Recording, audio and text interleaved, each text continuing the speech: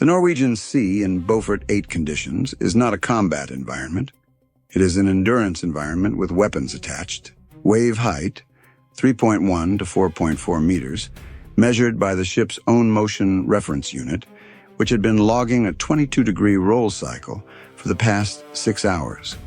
Wind, 38 to 44 knots from the northeast, driving spray horizontally across the weather decks and coating every exterior surface with a salt film that the maintenance teams would be scrubbing for weeks after this transit. The flight deck was closed. The SH-60R had been secured in its hangar since 200 hours. The flight deck crew physically unable to operate safely on a surface pitching through a 22-degree arc in darkness. Visibility, 800 meters in rain and spray, occasionally dropping to 400 meters in the heavier squalls. The ship is transiting the Norwegian Sea on a northeast heading, 280 nautical miles southwest of Tromsø, 390 nautical miles from the Russian coast at its nearest point. The transit is routine in the sense that any high-latitude, high-sea state transit in a strategically sensitive corridor is routine, documented, expected, and proceeding according to a schedule that was filed with NATO Maritime Headquarters 72 hours earlier. The schedule, the heading, and the transit corridor had been observable for 72 hours, not by anyone who had accessed classified systems, by anyone who monitored NATO maritime coordination frequency transmissions, which were encrypted but whose pattern and timing disclosed that a transit was occurring, and by anyone who tracked the ship's last confirmed AIS position before AIS was secured on departure from the Norwegian port. At 3:44 a.m., the SPY-6 surface mode radar produced a picture that the watch team had been watching degrade for 6 hours, and which had now reached a condition that the radar's technical specifications referred to in precise language as severely degraded.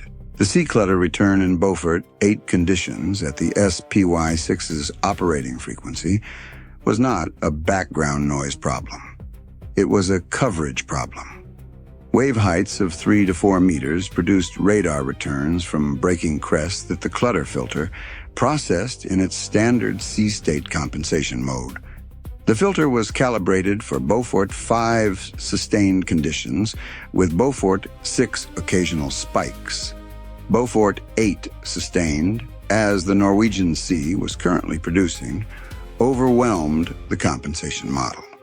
The filter suppressed contacts below the clutter threshold.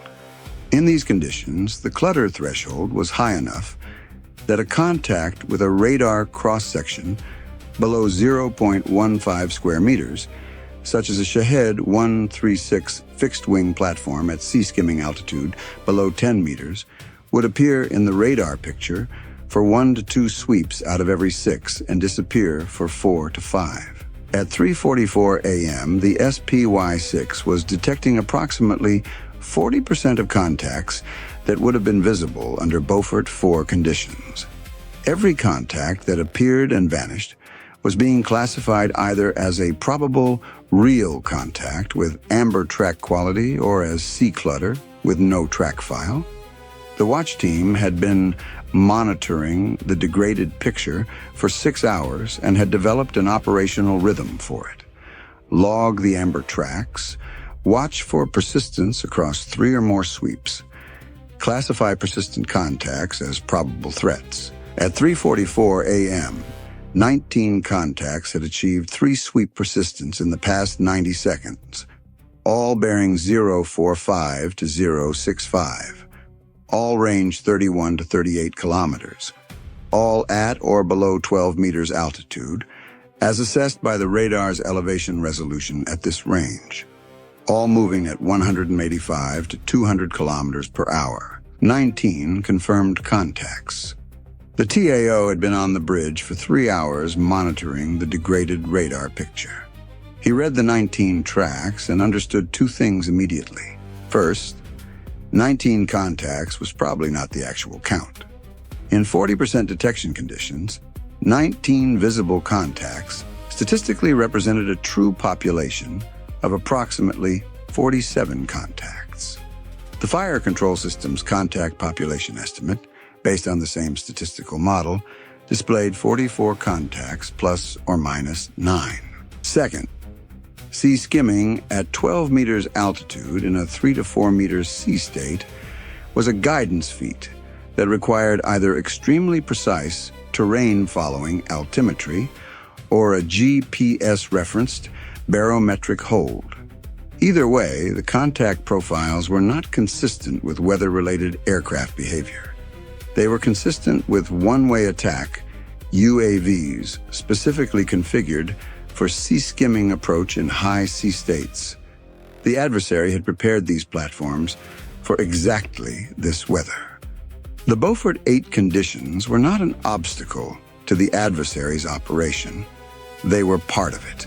The weather was the weapon. Running count: 3:44 a.m. 2nd 019, confirmed contacts, estimated true population 35 to 53, bearing 045 to 065, range 31 to 38 kilometers, altitude 8 to 12 meters, speed 185 to 200 kilometers per hour. SPY-6, severely degraded, 40% detection rate in Beaufort 8. CIWS, operational status, forward mount 100%, aft mount 94%, spray accumulation on optical sensors, FLIR partially degraded, SM6 8, SM2 24, ESSM 32, RAM 21. Seahawk secured hangar. Ship 22-degree roll cycle, weather decks closed. Cost $0. The weapon's employment problem in these conditions was not just about numbers. It was about the physics of the ship itself. The VLS launch system was gyroscopically stabilized and could fire in any sea state up to the system's rated operational limits, which exceeded Beaufort 8. The SM6 and SM2 cells could launch. The ESSM could launch. The RAM launcher could launch. These systems were mechanically unaffected by the ship's roll cycle, and the blast deflectors and deck clearing mechanisms were designed for sustained operations in high sea states. The CIWS had 2 documented degradations in these conditions. First, spray accumulation on the FLIR housing. The forward mount's FLIR was at approximately 80% optical clarity. The self-cleaning cycle activated every 4 minutes, but the accumulation rate was exceeding it. Against sea skimming contacts in 3 to 4 meter seas, degraded FLIR reduced the mount's ability to transition from radar to electro-optical confirmation when sea clutter created ambiguity in the tracking radar. Second, barrel temperature management. In Arctic spray between burst sequences, condensation freeze on the barrel exterior accumulated in the 4 to 8 second intervals between firings. The system had automatic thermal management, but the technical specifications acknowledged that sustained sequential engagement at ambient temperatures below -8 degrees Celsius could produce reduced accuracy on subsequent bursts in a rapid-fire sequence. Current ambient, -6 degrees. The CIWS could engage. Its performance envelope had not been fully characterized in Beaufort 8 sustained conditions. The fire control system generated the engagement recommendation. The TAO read the hit probability modifiers applied to each system. SM6 active radar seeker in terminal phase, same sea clutter problem as the SPY6, sea skimming contacts at 12 meters, partially masked by wave top returns inside 10 kilometers.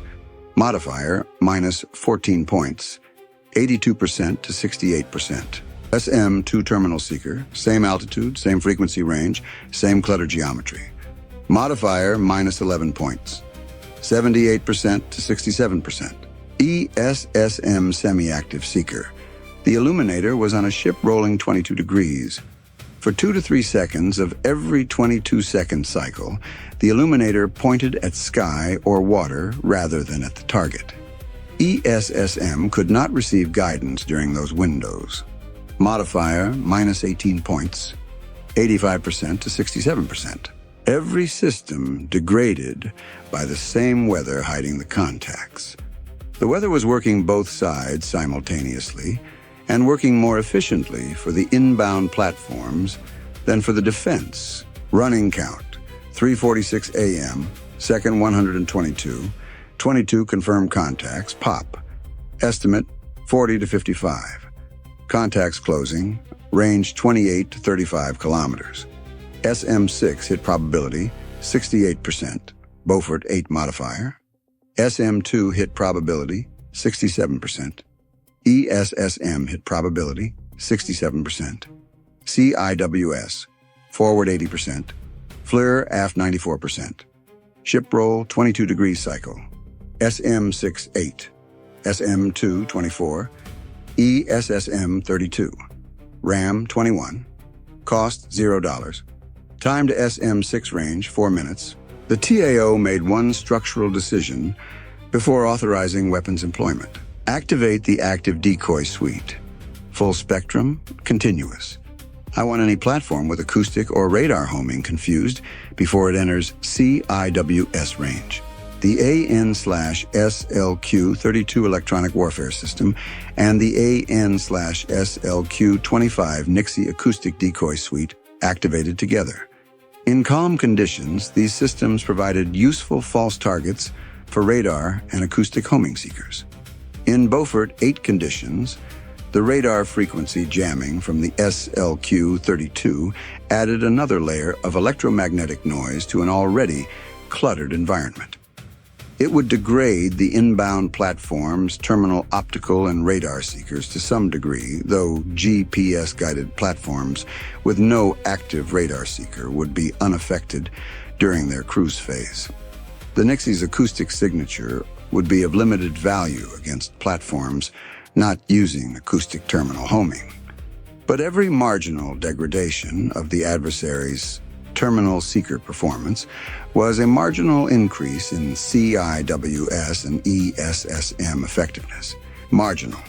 Everything in this engagement was going to be measured in margins. SM6 cells 1 through 4 launched at 3:49 a.m. against the 4 highest confidence contacts at 29 to 31 kilometers. The 4 that had maintained the most persistent track quality across the most radar sweeps. 4 interceptors against 4 contacts whose positions were known with perhaps 60% confidence rather than the standard 95% confidence of a clean weather engagement. 3 intercepts, 1 miss. The SM6 seeker in terminal phase acquired a wave-crest return rather than the contact at 12 meters altitude. The sea clutter masking the platform for 1.4 seconds as the interceptor entered its terminal basket. The contact passed through the SM6's detonation envelope without triggering the proximity fuse at the intended geometry. The contact continued at 27 kilometers. SM6 cells, 5 through 8. 4 more against 4 more priority contacts at 26 to 29 kilometers. 2 intercepts, 2 misses. The same sea clutter masking problem at terminal phase with both missed contacts having descended below 8 meters altitude, below the wave top in the trough phase of the wave cycle, invisible to the SM6 seeker for the 1.2 seconds it spent in the terminal basket. SM6 inventory, 0. 5 contacts neutralized. Estimated true population of remaining contacts, 37 to 48. The weather had taken the SM6 hit rate from the expected 68% to 62.5%, 5 intercepts from 8 shots. The degradation from the published 68% was itself weather-driven. The contacts were exploiting wave trough cover at the exact moment the SM6 seekers entered terminal phase, not randomly. The contacts were descending into trough cover at a consistent point in their approach, the 8 to 10 kilometer range band from the SM6 terminal engagement zone. Whether this was programmed evasion or a consequence of the GPS altitude hold interacting with the wave height was impossible to determine from radar data alone. The effect was the same either way. Running count, 3:51 a.m., second 411, SM60. Confirmed contacts, 24 plus 16 amber quality. ESSM. True population, 37 to 48. Range, 18 to 25 kilometers. SM2, 24. ESSM, 32. RAM, 21. CIWS forward, 77%. FLIR, accumulation increasing. Ambient, -6 Celsius. 39 knot wind. Cost, $16.8 million. Time elapsed, 7 minutes.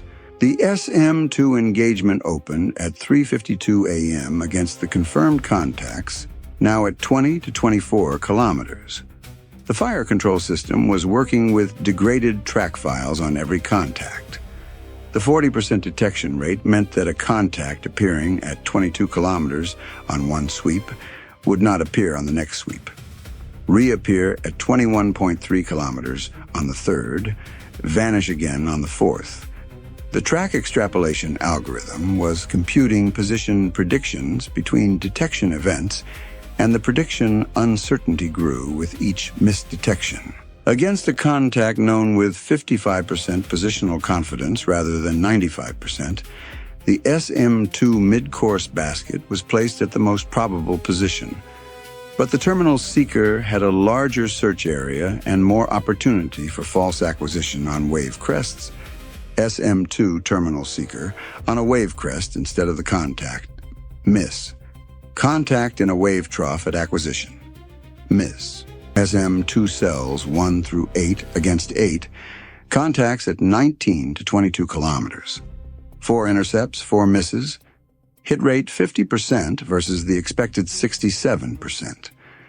The track file uncertainty had degraded performance beyond the weather modifier's prediction. SM2 cells 9 through 16 against the next 8. Confirmed contacts at 16 to 20 kilometers. 5 intercepts, 3 misses, slightly improved. These contacts had been in the radar picture long enough to build marginally better track files. Still well below standard performance. SM2 cells 17 through 24. The final 8, SM2 against 8 contacts at 12 to 16 kilometers. 5 intercepts, 3 misses. SM2 inventory, 0. 14 contacts neutralized by SM2. True population remaining, estimated 23 to 32 contacts, of which 11 were confirmed tracks, and the remainder were population estimate contacts not yet resolved. Running count, 3:55 a.m., second 671, SM60, SM20, ESSM 32, RAM 21. Confirmed contacts 11 at 8 to 14 kilometers. EST, true population 23 to 32. CIWS forward, 74% FLIR, self-cleaning cycle running. CIWS aft, 91% optical. Barrel temp, -4 Celsius exterior housing. Cost, $45.6 million. Time, 11 minutes. 11 confirmed contacts inside 14 kilometers. 23 to 32 total contacts estimated in the engagement envelope. ESSM as the primary remaining interceptor layer. The ship's roll cycle was creating a specific problem for ESSM that had not been prominent during the SM6 and SM2 phase, the illuminator beam pointing problem. Every 22-degree roll cycle included approximately 3 to 4 seconds where the fire control illuminator was pointing significantly off the target bearing, aimed at sky or water rather than at the contact. During those 3 to 4 seconds, the ESSM in flight received no guidance signal from the ship.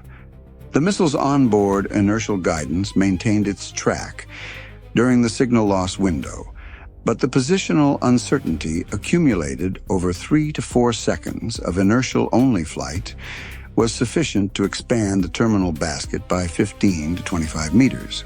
The ESSM engagement was timed to coincide with the roll recovery phase, the 18 seconds of each cycle, when the illuminator was pointing near the target bearing.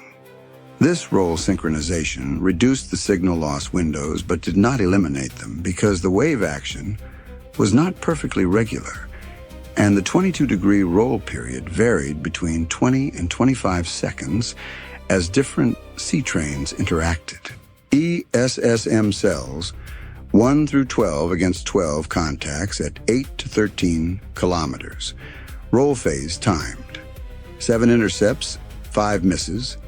The 5 misses were distributed across 3 contacts that had entered wave troughs at the moment of terminal guidance and 2 contacts where the illuminator had experienced a roll-induced signal loss at the critical terminal acquisition point. The ship shuddered through a particularly heavy wave impact at 3:56 a.m. that rolled the vessel 26 degrees to port. Outside the standard roll cycle range, a single large wave catching the ship at an unfavorable angle. The roll recovery took 8 seconds. During those 8 seconds, 3 ESSM rounds in flight had no illuminator signal and flew ballistic. All 3 missed. Running count: 3:57 a.m., second 793, ESSM 20 remaining, SM6 0, SM2 0. Confirmed contacts 14 at 4 to 10 kilometers. Ship roll, recovering from 26-degree rogue wave event. 3 ESSM mid-flight lost illuminator. CIWS forward 73% FLIR. CIWS aft 90%. RAM 21. Cost $55.8 million. Time 13 minutes. ESSM cells 13 through 20 against 8 more contacts. 4 intercepts, 4 misses. 2 additional ESSM lost their illuminator during the still elevated roll recovery from the large wave. The sea was not cooperating with engagement timing, and the engagement timing could not wait for the sea to cooperate. Running count: 3:58 a.m., second 839, ESSM 12 remaining, SM6 0, SM2 0. Confirmed contacts 9 at 3 to 8 kilometers. EST. Remaining population 14 to 20. Ship roll 26-degree maximum recovery phase. CIWS forward 72% FLIR. CIWS aft 89% optical. Barrel temp -5 Celsius exterior housing. RAM 21. Cost $58.8 million. Time 14 minutes. 9 confirmed contacts inside 8 kilometers. 14 to 20 estimated in the engagement envelope. 12 ESSM remaining. The weapons officer fired the last 12 ESSM in 2 sequential salvos against the closest contacts. 6 cells against 6 contacts at 3.5 to 5.5 kilometers in roll-synchronized fire, 4 intercepts, 2 misses.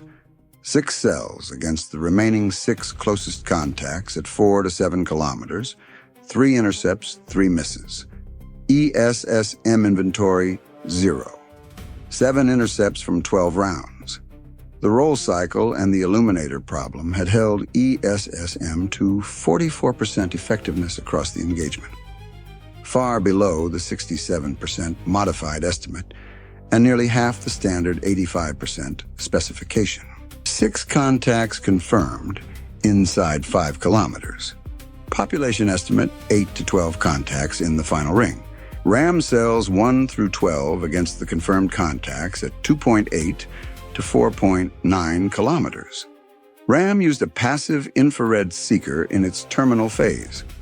No active radar illumination required, no illuminator pointing problem, no sea clutter masking of the seeker because it was homing on the thermal output of the platform's engine rather than on radar reflectivity.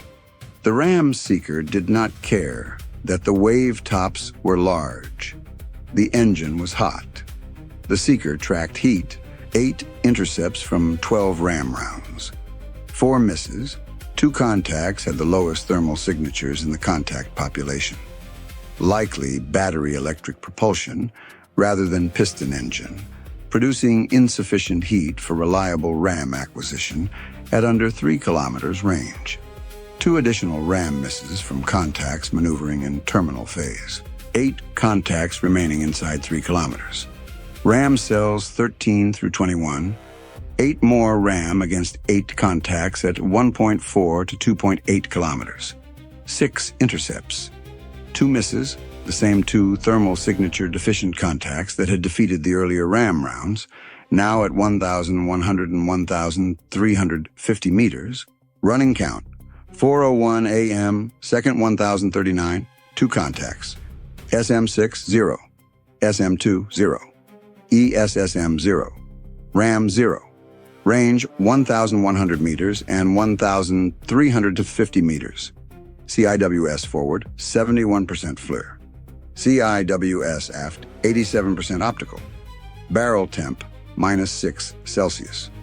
Population estimate, 3 to 5 contacts may remain undetected in clutter. Cost, $76.8 million. Time, 17 minutes. 2 confirmed contacts inside 1,400 meters. 0 remaining missile inventory. Both CIWS mounts. The forward CIWS acquired the closer contact at 1,050 meters. The FLIR at 71% clarity was producing a thermal image that the tracking system was rating as marginal. The contact's low thermal signature, combined with the degraded flare, created an acquisition confidence of 62%, below the standard 90% threshold. The system flagged the low confidence. The duty officer cleared the engagement override. Burst, 1.1 seconds, 82 rounds. The contact at 940 meters.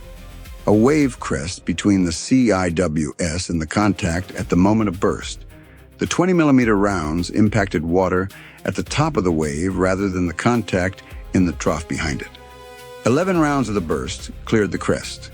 The remaining 71 rounds traversed into the air behind the wave crest. Of those 71 rounds, 8 impacted the contact's airframe at the lower aspect angle after clearing the crest, insufficient to achieve structural failure. The contact continued at 820 meters, damaged but intact. Second burst, 0.9 seconds, 67 rounds, depressed elevation to fire below the wave crest rather than through it.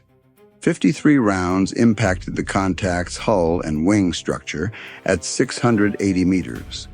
Structural disintegration. Warhead initiated in the fragmentation cloud.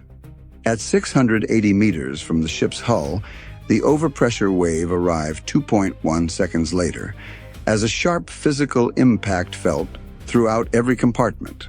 Not structural damage, a pressure signature transmitted through the hull. The barometric pressure sensors in CIC registered it.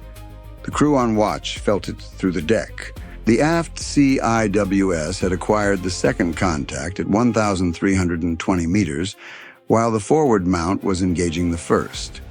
Burst, 0.7 seconds, 52 rounds. Intercept at 1,170 meters. Standard warhead initiation in fragmentation cloud. Overpressure signature arrived at the hull, same physical impact quality as the first, felt as a second rapid blow through the steel. 2 confirmed contacts neutralized. CIWS mounts tracking, no additional contacts. At 4:03 a.m., the SPY-6 sweep completed with no new contacts, achieving 3-sweep persistence within 15 kilometers. The population estimate model showed a 12% residual probability that 1 to 3 contacts remained in the engagement envelope but had not achieved detection threshold in the severe clutter conditions. The watch team maintained full alert status for 6 additional minutes, while the SPY-6 completed a full statistical sweep of the engagement sector. No additional contacts resolved. At 4:09 a.m., the TAO secured from general quarters. The engagement was assessed as complete. Running count, 4:09 a.m., second 1,529. All contacts neutralized or undetected below engagement threshold. 2 warhead detonations at 680 meters and 1,170 meters. CIWS forward 64%, one wave interrupted burst. CIWS aft 81%, SM6 0, SM2 0, ESSM 0, RAM 0. Hull, 2 overpressure events, no structural damage. Cost, $77.0 million. Time elapsed, 25 minutes. Pop, estimate residual, 12% probability 1 to 3 contacts below clutter threshold. The damage assessment completed at 5:45 a.m. 2 overpressure events from Warhead detonations at 680 and 1,170 meters, both below threshold for structural damage at those standoff distances. Hull plating, inspected, no deformation or penetration. Electronics, all systems operational post-engagement. 1 crew member on the bridge reported tinnitus from the overpressure events. Treated, returned to duty. No other personnel effects. The CIWS barrel inspection, conducted at 5 a.m., documented the ice accumulation event. The forward mount's barrel exterior showed a 2-millimeter ice layer that had formed during the 2 multi-second intervals between burst sequences during the engagement. The ice had not prevented firing and had not affected the accuracy of the bursts themselves. The thermal output during firing had prevented ice formation on the bore, but the accumulation on the barrel exterior indicated that sustained engagement in these conditions would eventually affect the mount's thermal management cycle. The maintenance team documented it as a known limitation operating beyond the design envelope. The magazine assessment at 6 a.m., SM6, 0 of 8, SM2, 0 of 24, ESSM, 0 of 32, RAM, 0 of 21, CIWS forward, 64%, CIWS aft, 81%. Every interceptor in the ship's missile inventory was expended. The CIWS was the only remaining defensive system with ammunition. Against another engagement of equivalent scale, in the next 4 days before resupply, the ship had 2 partially loaded CIWS mounts and no missile coverage at any ring. The supply officer completed the accounting at 8 a.m., using 40 as the conservative contact estimate. Platforms at $20,000 each, $800,000. Launch logistics, $60,000. Low thermal signature modifications, $15,000. Weather analysis and storm window timing, $50,000. Total adversary investment, approximately $925,000. U.S. munitions, 8 SM6 at $2.1 million to $16.8 million. 24 SM2 at $1.2 million to $28.8 million. 32 ESSM at $450,000 to $14.4 million. 21 RAM at $900,000 to $18.9 million. CIWS, $42,000. Total, $78.9 million. Exchange ratio, 85 to 1 in the adversary's favor. Second highest in this series, behind only the GPS-jammed engagement at 94 to 1. Both engaged the same structural vulnerability, environmental degradation of weapons effectiveness, GPS jamming degraded guidance precision, Arctic weather degraded radar, seekers, illuminator continuity, and CIWS thermal management simultaneously. The weapons cost the same to fire. They were significantly less effective. The adversary had paid $925,000 for the weather's work.